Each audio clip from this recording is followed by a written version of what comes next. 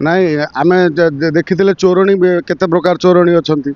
ଗୋଟେ ଆଳୁ ଚୋରଣୀ, ତାପରେ ଗୋଟେ ରସଗୋଲା ଚୋରଣୀ, ଆହୁରି କେତେ ଚୋରଣୀ ଅଛନ୍ତି। ସେ ଚୋରଣୀଙ୍କ ଭିତରେ ଏକ ନମ୍ବର ଚୋରଣୀ ହେଉଛି ତା ନାଁ ମମତା ବାନାର୍ଜୀ। ମମତା ବାନାର୍ଜୀ ଯେତେ ଚୋରି କରିବାରେ ମାଷ୍ଟର ହେଉଛନ୍ତି, ତାଙ୍କର ସର୍ଦ୍ଦାର ହେଉଛି ମମତା ବାନାର୍ଜୀ।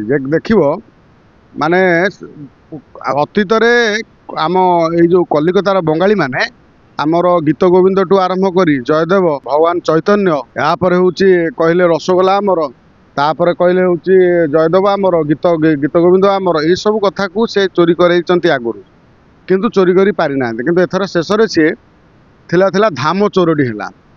ମାନେ ଆଗରୁ ତ ଦେଖିଛନ୍ତି ଆଳୁ କିଭଳି ମମତା କମିଗଲେ କେମିତି ଆଳୁ ଆମ ବଜାରରେ ନିଆଁ ଲାଗେ, ଆଉ ଯେଉଁ ଆଳୁ ଚୋରଣୀ ଚୋରି କରି ରଖେ, ଆମକୁ ଦିଏ ନା, ସିଏ ପୁଣି ଆମ କୋଟି ଓଡ଼ିଆଙ୍କ ମୌଡ଼ମଣି ବିଶ୍ୱର ଦେବତା ଯିଏ ଶ୍ରୀ ଜଗନ୍ନାଥଙ୍କର ଧାମକୁ ଚୋରି କରୁଛି। କେଉଁ ଆଧାରରେ ସେ ଧାମ କଲା? ଚାରିଟା ତ ଧାମ ସାରା ଭାରତ ବର୍ଷରେ, ଶ୍ରେଷ୍ଠ ଧାମ ହେଉଛନ୍ତି ଜଗନ୍ନାଥ ଧାମ। ଇଏ କେଉଁ ଧାମ କଲା? ଆମେ ଅତୀତରେ ଯେଉଁ ଦେଖୁଥିଲେ ଯେ ଶୁଣୁଥିଲେ ଯେ ଇଏ କଲିକତା ମାନେ ଜଗନ୍ନାଥଙ୍କୁ ଚୋରି କରି ନେଇଯିବେ, ମୁଁ ଭାବୁଛି ବୋଧେ ଇଏ ସେ ଧାମ ଚୋରି କରି ନେଇଗଲେ। ଆମେ ତ ଦେଖୁଛନ୍ତି ତାଙ୍କର ଜଣେ ଦଇତାପତି ସେବାୟତ ଟିକି ପୁଅ, ସିଏ ବର୍ତ୍ତମାନ କହିଲେଣି ଲିମ୍ବ ଦାରୁରେ ତିଆରି ହେଇଛି। ଦାରୁ କେଉଁଠୁ ଆଇଲା? ଦାରୁ କେଉଁଠୁ ଆଇଲା? ଇଏ ସବୁ ଗୋଟେ ମାନେ ଗୋଟେ ବିଭ୍ରାଟ ହେଇନି ତ?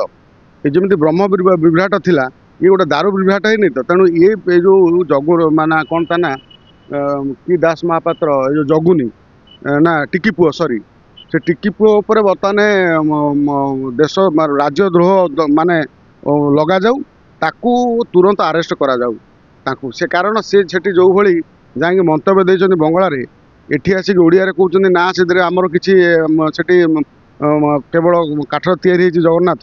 ସେଠି ଦେଖିଲାକୁ କାଠର ନୁହଁ, ସେଠି ହେଉଛି ପଥର ମୂର୍ତ୍ତି ତିଆରି ହେଇଛି। ଏ କେଉଁଠି ନା ଗୋଟେ ବିଭ୍ରାନ୍ତ ସୃଷ୍ଟି କରୁଛି କୋଟି ଓଡ଼ିଆଙ୍କ ଭିତରେ, ଯେ ବାସ୍ତବରେ ଇଏ କ'ଣ ମ୍ୟାଟରଟା କ'ଣ? ଏ ଜଗନ୍ନାଥଙ୍କୁ ଏଭଳି ଅପମାନ କରିବା, ଧାମ ଚୋରି କରିବା, ଆମ ସରକାର କେମିତି ଚୁପ୍ ହେଇ ବସୁଛନ୍ତି ମୋତେ ଆଶ୍ଚର୍ଯ୍ୟ ଲାଗୁଛି। ବିଶେଷ କରି ପୁରୀରେ ଯେଉଁଭଳି ସ୍ୱର ଉଠିବା କଥା ସେ ଉଠୁନି।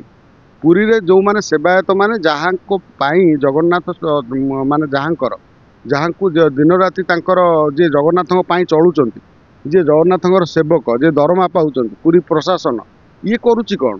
ୟା ଉପରେ ବର୍ତ୍ତମାନ ମମତା ବାନାର୍ଜୀକି ନୋଟିସ୍ କରିବା କଥା। ତମେ ଜଗନ୍ନାଥଙ୍କର ମନ୍ଦିର କର, ବିଶ୍ୱରେ ଚାରିଆଡ଼େ ମନ୍ଦିର ଅଛି, ଚାରିଆଡ଼େ ମନ୍ଦିର ଜଗନ୍ନାଥଙ୍କର କର, ମାତ୍ର ଧାମ ହେଇପାରିବନି। ଜଗନ୍ନାଥ ଧାମ କରିବାକୁ ମମତା ବାନାର୍ଜୀ କିଏ?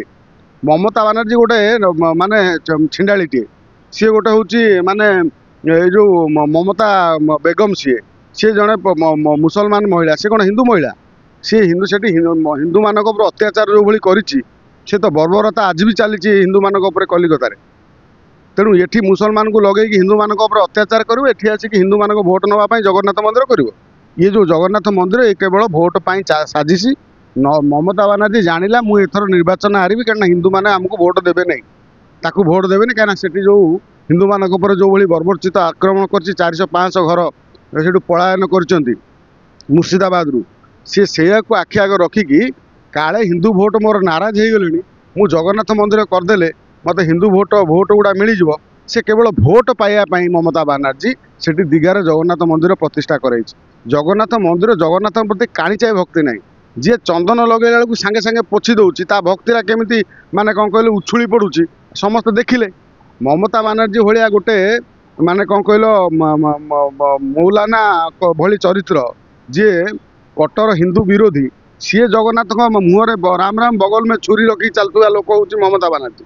ତେଣୁ ସେଭଳି ମାନେ ବାଜ୍ୟ ମହିଳା, ଯିଏ ନିଜର ସ୍ୱାର୍ଥ ପାଇଁ ମାନେ ନିର୍ବାଚନ ଜିତିବା ପାଇଁ ସେ ଯେଉଁ ଜଗନ୍ନାଥଙ୍କୁ ନେଇକି ଖେଳ ଖେଳୁଛି, ଜଗନ୍ନାଥଙ୍କୁ ନେଇକି ଯିଏ ଖେଳ ଖେଳିଛି ଆପଣ ତ ଦେଖିଥିଲେ ଯେ ଏଇ ଯେଉଁ ଜଗନ୍ନାଥଙ୍କୁ ନେଇକି ଦ୍ୱାର ଦ୍ୱାର ବୁଲିକି ପାଣ୍ଡିଆନ ବାବୁ ଟଲିରେ ବସେଇକି ରିକ୍ସାରେ ବସେଇକି ନେଉଥିଲା, ଚାଉଳ ମାଗୁଥିଲା, ତାଙ୍କ ପରିସ୍ଥିତି କ'ଣ ହେଲା? ମମତା ବାନାର୍ଜୀର ପରିସ୍ଥିତି ବି ସେଇଆ ହେବ।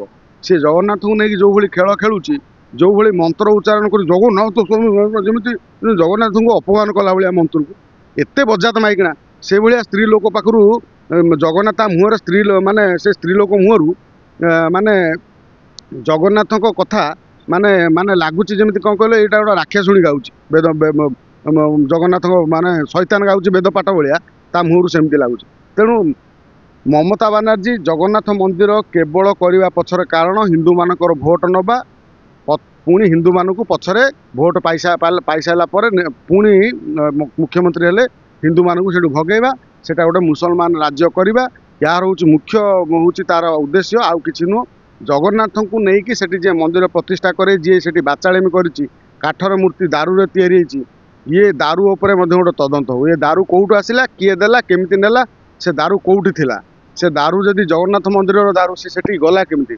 ब्रह्म उपरे गोटे तदंत हो ये जो कथा को सेठी जो माने जो टिकी पुओ सेठी जाइए जो काम कांड कर गोटे बड़ आकार उच्च स्तरीय तदंत हो यार जा पर्दाफाश हेले साधारण लोक मैंने ओडिया लोक मैंने शांति निश्वास नेबे।